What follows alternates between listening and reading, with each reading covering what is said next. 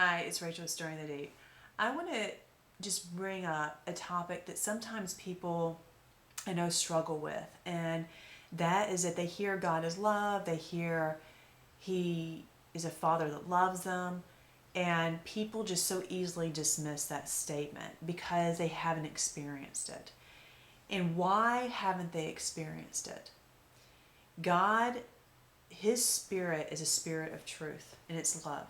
Okay, so try to get rid of all the images that you've attached to that and just let it just be a pure essence.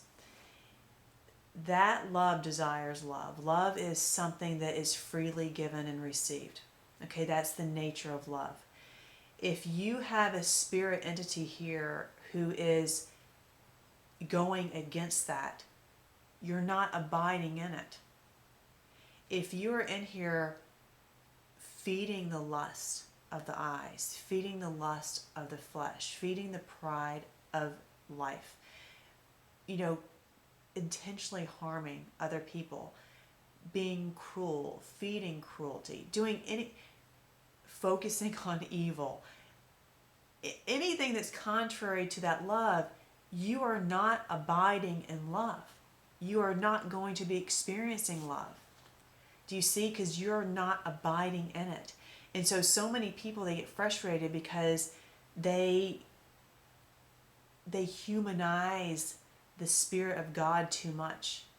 And it is truth and it is love. You have to come to it willing to abide in love. When Jesus was here, He never forced Himself upon anyone. You must love me. You must take this. He just spoke what it was, and people came as they were. That's what love does. Because, as I said, the very nature of love is that it's given and it's received. There's a willingness there. So if someone's in rebelling, they're not willing, they don't want to love, they're not seeking to learn about love. They want to hold on to their anger, their pain, their unforgiveness, their retribution, their vengeance, their blame. If they, whatever it is, that is going to keep you out of love. You will not experience it. To experience the presence of God, which is experience His truth and love, which is totally connected to each other, you can't separate the two, then if you're not going to experience it, if you are not desiring to move into it. But the moment you desire the purest of love and to know the truth, you are going to start seeing it in your life. Because you're going to start having a willing mind, a willing eye to see. Okay? If there is no willingness, no desire, no effort to seek, to know that, you're going to stay separated. Even though it's right here. I mean, it's right here. The kingdom is at hand. It's right here. But if you're in your mind, you just want to stay in all that stuff, you're not going to experience it. You're not going to grow. So have the desire to know what love is, to know what truth is. And when something comes up in your life that is revealed to you that it's not very loving, you need to stop it. And if it's a struggle for you, then God will help you through that struggle. Like if it's some kind of addiction that's not loving, God will help you through that. Because that is His desire. But you have to be, and He will take you on the steps that you need to break free. And He will set you free. But you have to be willing to go on that journey and listen. That seeking is so important. That's why I always say stirring the deep. It's us, an active engagement of going deep into the Spirit of God. Seeking what that means. Diving deep in whichever way that He pulls us. We're all different. We learn differently. He teaches us differently. We're all unique expressions of Him.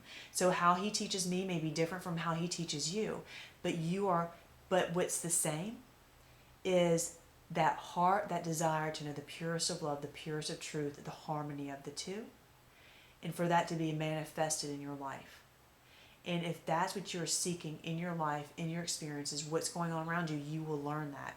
And as you see something that's not loving, if you start going toward what is, you are going to start to grow and you're going to start to experience the Father's love, because now you're embracing it. You're not working against it.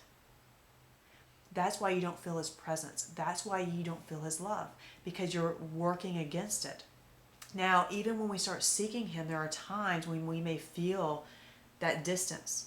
That's because God wants to move you to the next level. So maybe you don't feel His presence as much. It's just to say, hey, there's something in here that's holding you back from moving more in His love. Because it's all about our minds. So you just go, what is it that's holding me back from moving and staying and going into your love and abiding in your love? It's something that you're holding on to that He wants to purge you from, because that's bondage, that's causing you pain, that's causing you suffering, and He wants to get rid of it. Because what's in here manifests in your reality. So you want to seek Him to know, what is that, God?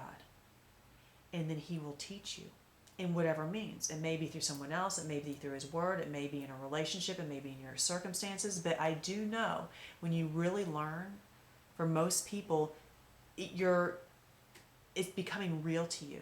It's not just an idea or concept that you've learned in your head, it becomes your reality. God is real. When you're in truth and love, it's a reality for you. It's not just a conceptual idea in your head. So if you have felt that distance, that is why. He is right there.